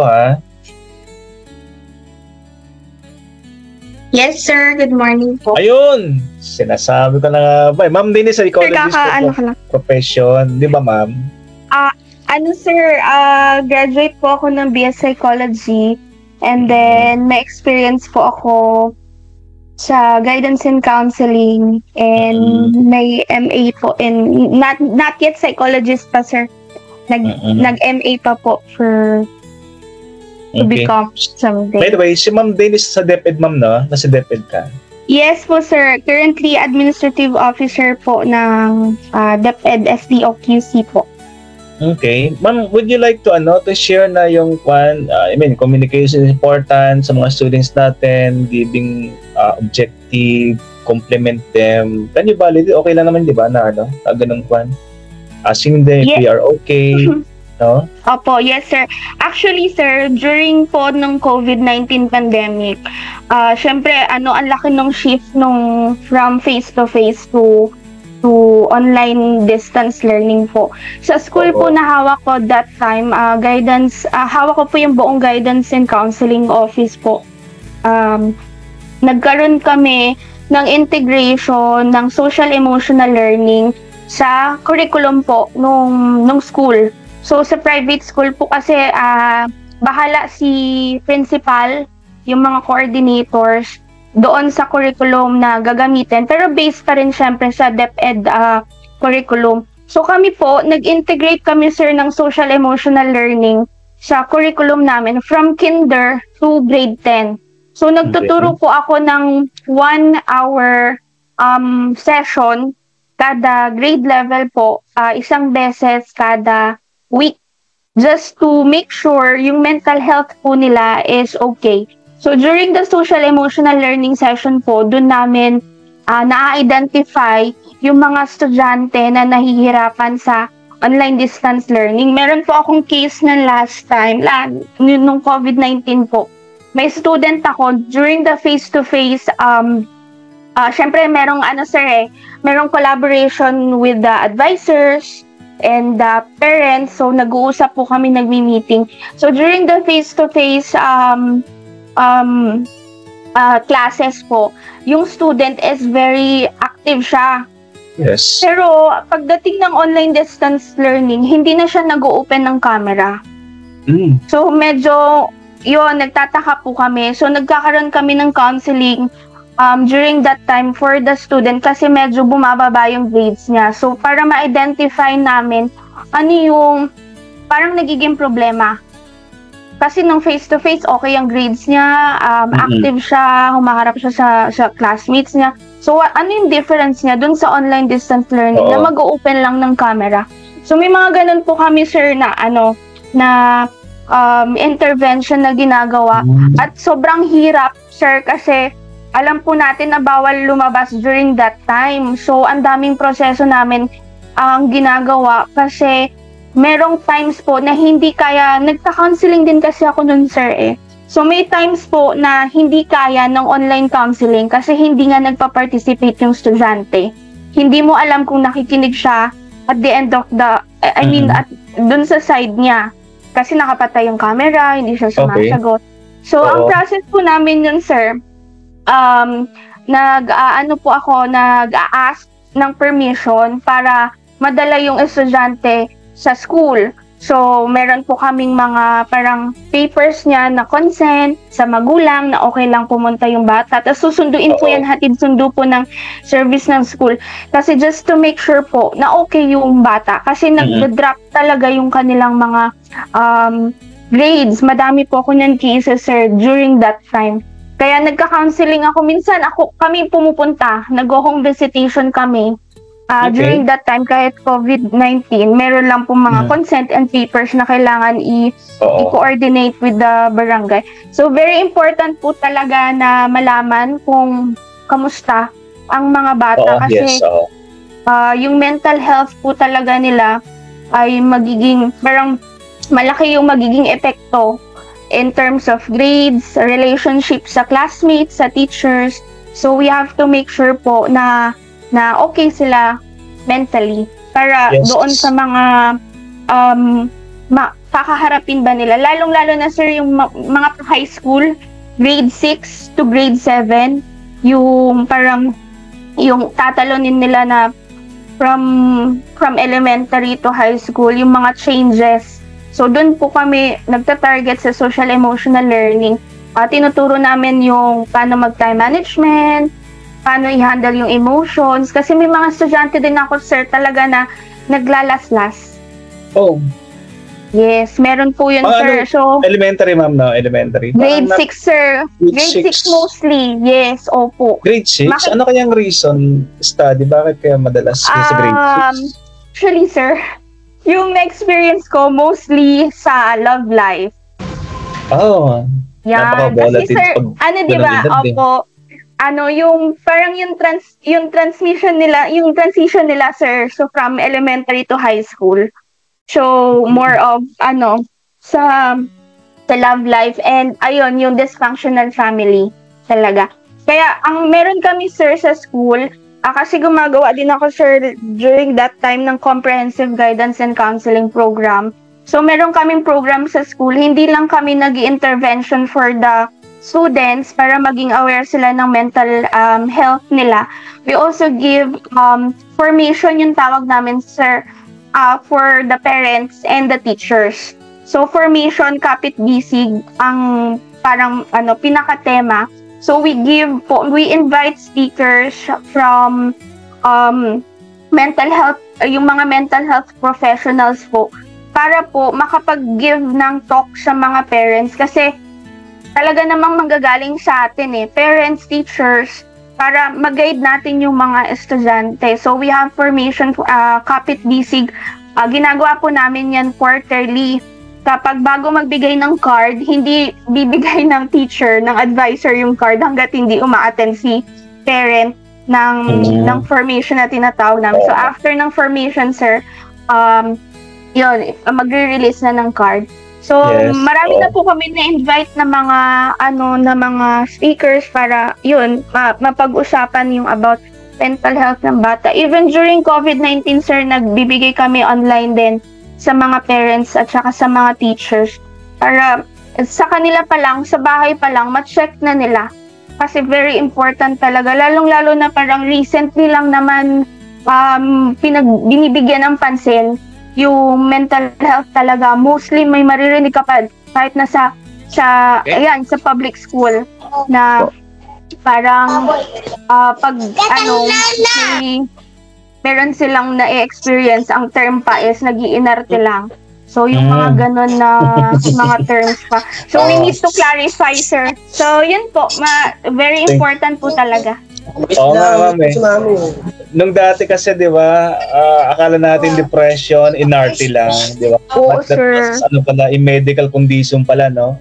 Opo. Yung depression. Ma'am Dane, thank you for that one. May we know what happened to the student? What was the reason bakit hindi siya nag-open ng camera? Have you discovered kung bakit? Yes, sir. Siya, parang nako-conscious siya sa mukha niya kapag in front of the camera. Okay. So, actually, sir, hindi ako yung nag-counseling sa kanya kasi kapag magka-counseling ka, sir, we need to build yung rapport. So, hindi naman magko-confide yung estudyante kung hindi siya komportable sa'yo. And ina-accept ko yun, sir, kahit na marami ako nakakausap. May mga estudyante talaga isa sa out of 10 na hindi talaga mapapalagay yung loob sa'yo. So, meron akong isang teacher na na-discover na dati niyang teacher, sir. Grade 8 na siya nung time ng COVID-19 Tapos advisor niya po yun ng grade 7. So, si teacher yung tinuruan ko paano kakausapin yung bata. So, naman, sir, nag-progress naman siya, yung grades niya umangat. Nakasama pa din siya sa honor. Kasi siya, sir, talagang striving siya na estudyante. Nasa honors talaga siya. So, kaya nagtataka din kami kung bakit. Ito pa, sir, during that, nung nasa private school ako, sir, kasi nga since part ako ng parang wellness ng mga estudyante, kaming mga teachers, coordinators, principal, nagkakaroon kami ng meeting every end of the month. So ako po as guidance counselor po doon, may roster na ako, sir. Lahat ng names ng estudyante nandoon. At lahat ng names na yon, may mga notes yon kung anong mga problems nila. Okay. Para pag umalis ako, sir, yung susunod sa akin na guidance counselor, yung titignan para ito na ma-identify niya na ito yung bata na to, may problem siya, ganyan. Para ma-continue ba, sir, yung intervention na kailangan ibigay dun sa bata hanggat maging okay siya. Wow. So, ganun po. Thank you for that, Ma'am Dane. Ma'am Dane, di ba, you have a roster? Yes, sir. Example, you have 100 names in the roster. Ilang % doon ang may note ka? Ibig sabihin, may problem. Halos lahat, sir. Kasi nag-a-assess. Although, sir, hindi pa ako licensed for mag-assess. Pero, kasi sa private school, sir, kukunti lang talaga ang guidance counselors natin. Even psychologists and psychometricians. Very few. So, doon sa pinasukan ko, sir, ang may-ari kasi noon is Mercedarian Sisters, mga madre. So, maliit lang yung pay. So, hindi din nila maka-afford ng, syempre, sir, medyo mataas na ang Though, nakakapag-assessment ako, sir, like, kunyari mag-entrance exam, may placement din kami, sir. So, tinitignan ko kung kaya na ng estudyante mag-kinder or nursery, kahit na sa age. So, ginagawa namin siya ng paraan, sir. Kung hindi ko pa nakikita or merong parang sabihin na nating something dun sa estudyante based on my assessment po, nire-refer ko siya doon naman sa license para to verify at magkaroon ng diagnosis talaga, sir. So, fortunately naman, sir, lahat naman ng nire-refer ko ngayon, nababalitaan ko yung isa. Bumabalik kasi, sir, yun nga yung parang matagal yung return of investment pero very masaya ka kapag natanggap mo siya. Like, may mga parents na nagme-message pa rin sa akin na kahit wala na ako doon. Okay na yung anak. Yes, nagti-thank you sila, sir, mga ganyan. Medyo matagal nga lang, mami, no? Medyo matagal nga lang. Yes, sir, matagal. Meron din ako estudyante, sir, senior high school. Bipolar depression siya. Pagkakausapin ko siya, galit yan. Tapos, after nun mga ilang year, mag-chat yan sa akin. Gagraduate na siya ng psychology, sir. Kakagraduate niya lang this year. So, nagte-thank you siya kasi parang, ayun, naging aware siya kung ano yung meron siya na disorder. Tapos, at the same time, nagkaroon siya ng heart para tumulong din dun sa katulad niya na merong ganong disorder. Ganyang, that was sir. So many years, ma'am, no? That was after so many years, no? Bumalik siya sa'yo. Yes, sir. Opo, yes, sir.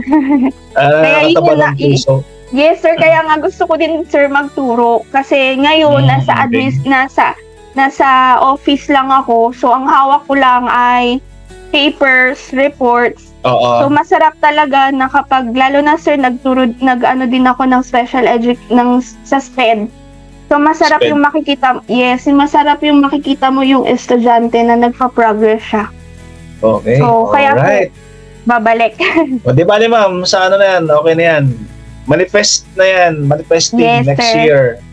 Okay, ayan. Thank you, Ma'am Dane. Once again, Ma'am Dane, thank you po for that wonderful feedback. Ayan, sa ating providing feedback, as a last word for number 7, be positive, no?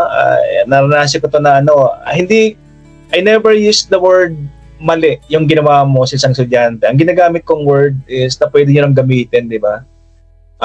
Instead of saying mali itong ginawa mo, ang sinasabi ko, be positive pa rin na you can improve this one. Yan. May improvement. Ito ang improvement mong gagawin. Or you can improve the paper. Hindi ko sinasabing mali. Yan. Pag sinabing mali yung kanyang ginawa, parang may effect sa kanila yung ganong yung ganong mga wording. So dapat improve mo yung papel mo, ganon. Improvement. Opportunity for improvement ang tawag ko dun sa sa mga errors na nako-commit ng mga estudyante. Ayan. So we'll now go to the next slide. Sa number 8 naman to. Assessing the performance. Kung meron silang So, ang gagawin natin, guys, pag gumagawa ka ng mga quizzes, although sa board exam ay isa lang talaga ang type ng exam sa board exam. MC lang talaga. Multiple choice sa board exam. 450. Magsasawa ka ng multiple choice, 450, no? Pero pag sa actual natin, as a teacher, no, hindi palagi multiple choice yung ating gagawing exam sa kanila. Kasi pag gagawa ka ng exam later on, yung principal magbibigay sa'yo ng magpapasubmit siya yung table of specification. Ibig sabihin ng table of specs, may mga exam kang easy, difficult, or hard. So pag puro multiple choice yan, hindi masyadong maganda. So ang ginagawa kong sa senior high school ng students, ang ginagawa ko ay I have 6 types of exam. Hindi multiple choice. No? Kasi pag multiple choice tulad ng isang university ko many years ago, no? May isang prof doon nagbibigay ng multiple choice. Hindi nga multiple choice Nagbibigay exam identification. Identification siya tapos 40 items, guys, no? 40 items na identification. Nung lumabas evaluation sa kanya, sa prof na yon, ayun, lumabas na evaluation sa kanya. Nagbibigay si prof ng identification, questions, puro identification, 40 items. Samantalang paggagawa ng mga exams, mga teachers dito alam this, you know this one, right? Na paggagawa ng exam, dapat different types of exam like 10 items, 15 items, multiple choice, Meron kang modified true or false, you have enumeration, you have analogy, meron pang essay type na exam, ganun. At least mga 5 type of exam gagawin ang ginagawa natin. Ako, I have 6 type of exam sa aking mga ABM students para hindi sila magsawa. Kasi stable specification, siyempre pag sinabi natin enumeration, mababang level lang mababang level ng learning yan remembering lang yon. Kasi pag magpapa-exam tayo, dapat meron tayong evaluation, application, synthesis, ganon, remembering, applying, ganon. So hindi pwedeng isang type lang ng exam nating assessment and assessing the performance. Kasi pag multiple choice lang, so parang ano lang yun, understanding and remembering lang, di ba? Paano ibang aspect pa ng skills like application. So written test, depende naman I have written test. Minsan naman may recitation ang ginagawa, graded recitation na aking pinapagawa. Depende sa subject na hawak-hawak. Last natin, enhance retention transfer. We should know that we have transferred something dun sa mga estudyante natin. So how do we do this one? After ng klase, pinapasummarize ko sa kanila, takeaways. Ayan. What is your takeaways for the day? Summary lang ng content. Or in addition to my example, meron mga example na pwede pang ibigay para I should know na merong application. I will give the theory, example, marketing, advertising, then you give an example. How are you going to apply the sample in actual situation to ikaw isang negosyante? Kapag subject namin is business naman, ABM student, ang subject is fundamentals of management, for example. Ang lesson is starting a business.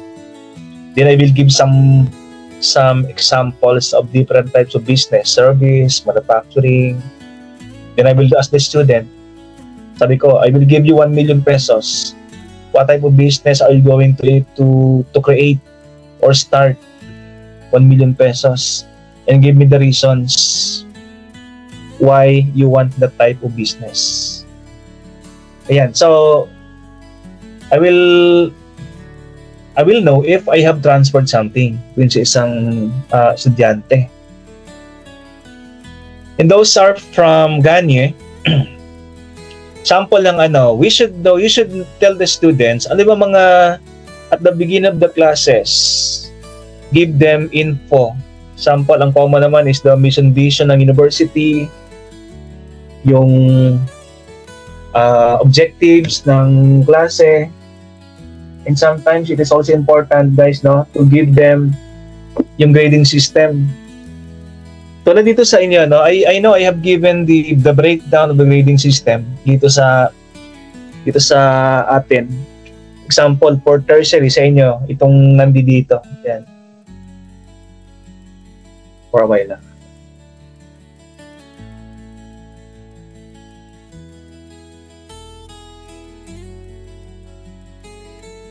The breakdown of the grading system. Yan. Para lang nila na sila ay papasok kasi meron ding attendance. Sorry for the spelling. Example, lay down the breakdown attendance. Para sa una pa lang, alam nila dapat meron kang attendance. Kasi pag walang attendance hindi sila makapag-recite.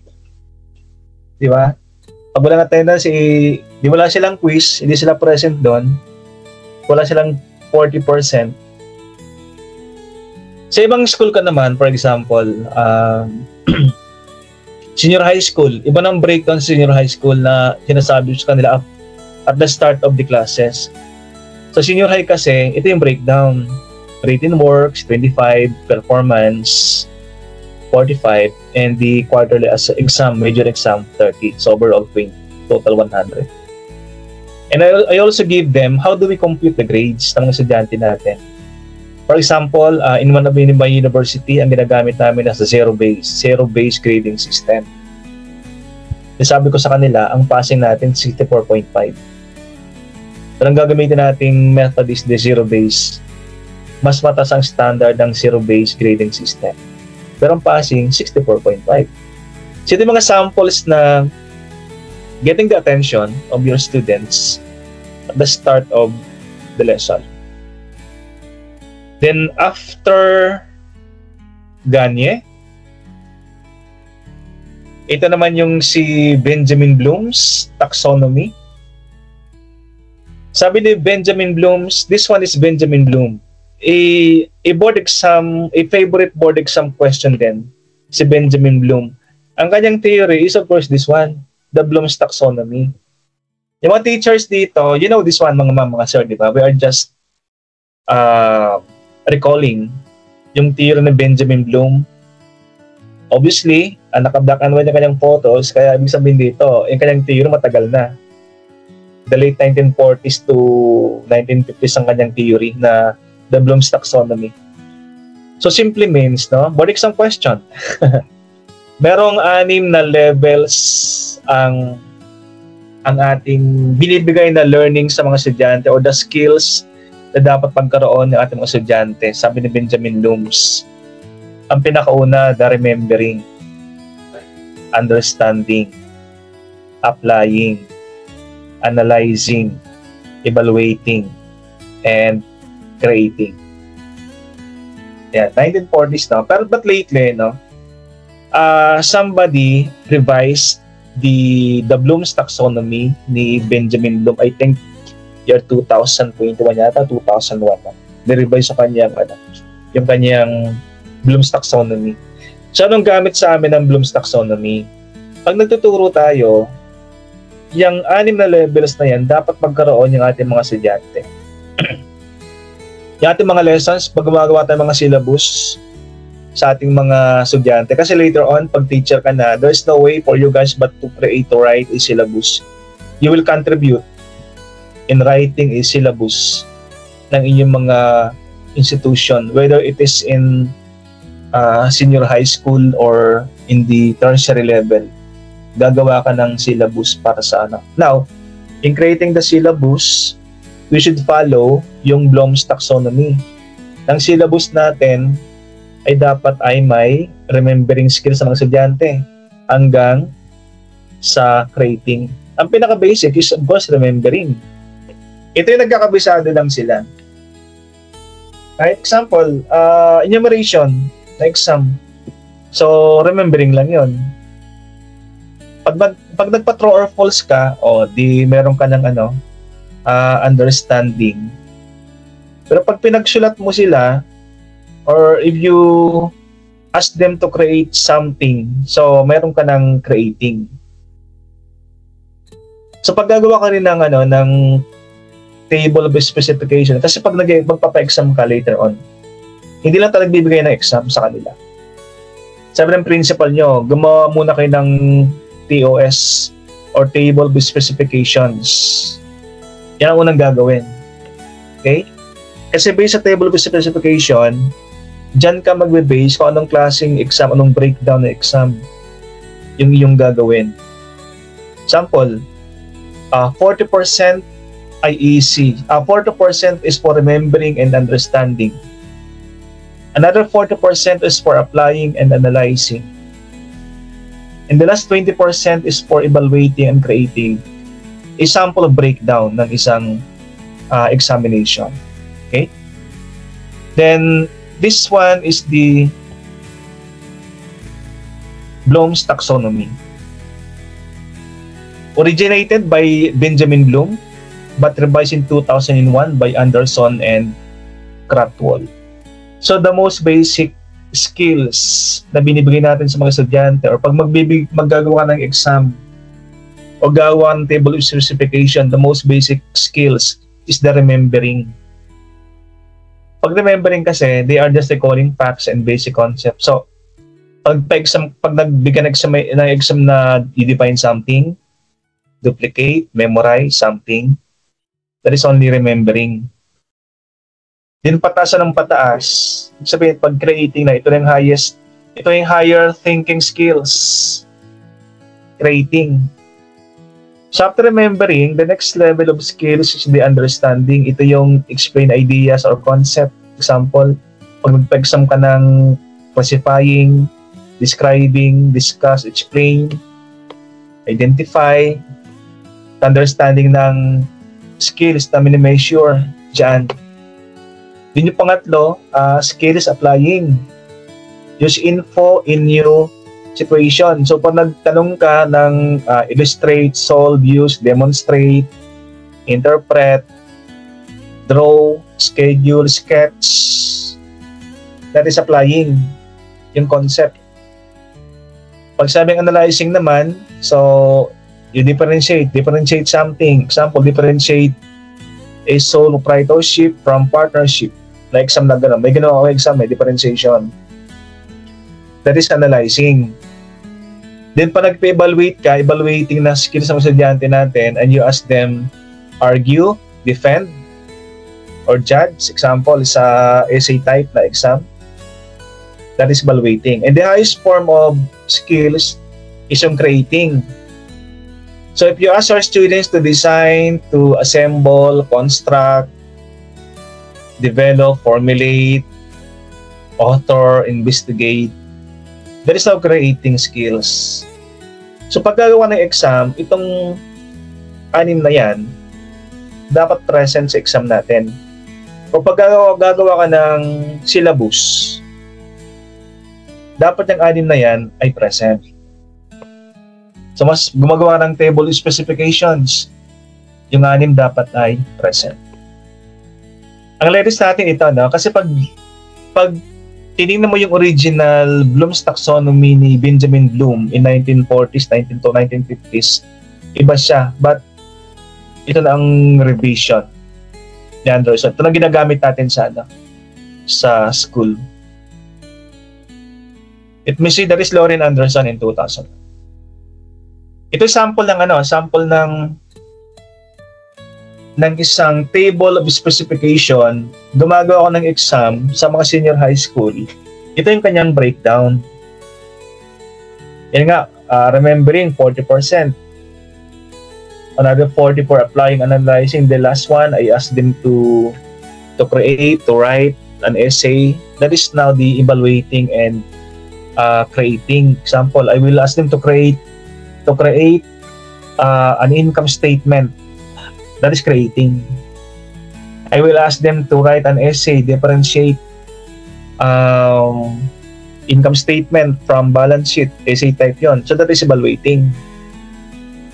Nagpapa-exam tayo, present yung iba-iba nga lang na percentage ang ating gagawin. So pag yung mga enumeration, nandito lang sa remembering na type. So, depende kung ilang items yan. Example, 100 items, hindi 80 items itong remember. Then 80 items yung applying, then 20% 20 items yung evaluating. So, you will experience mga sirs, mga ma'am, writing specs or an exam that incorporates the Bloom's taxonomy.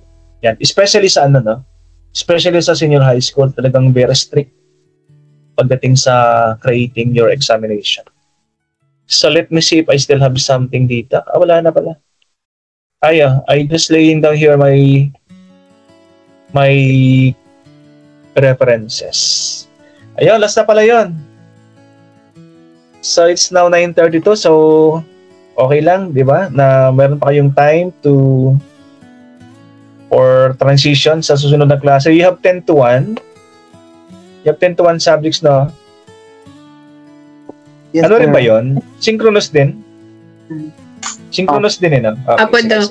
Synchronous po. Synchronous din. Ayan. So with that one, so mayroon pa kayong 30 minutes. So I would like to grab this chance to thank you guys for attending. Mga umattend dito, like 45 out of 70.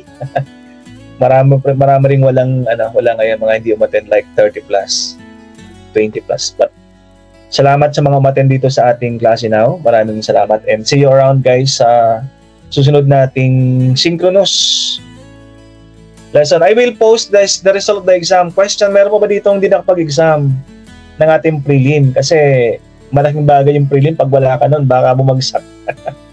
Ano pa ba dito? Have you taken, everyone? Have you taken all the exam? Oh, sir. Baka meron pa dito. Pamails lang ako. Naka-take na po. Okay. Para ma-open ko yung Amazed ako kasi nakalock siya para ma-open ko yung exam. Be sure na meron na kayong mga prelim examination permit. With that one, thank you again guys. Bye everyone. See you around. Thank you po, Doc. Thank you po. Thank you po, Doc. Thank you po, Doc. Ingat po. Thank you po, Doc. Thank you po. Okay.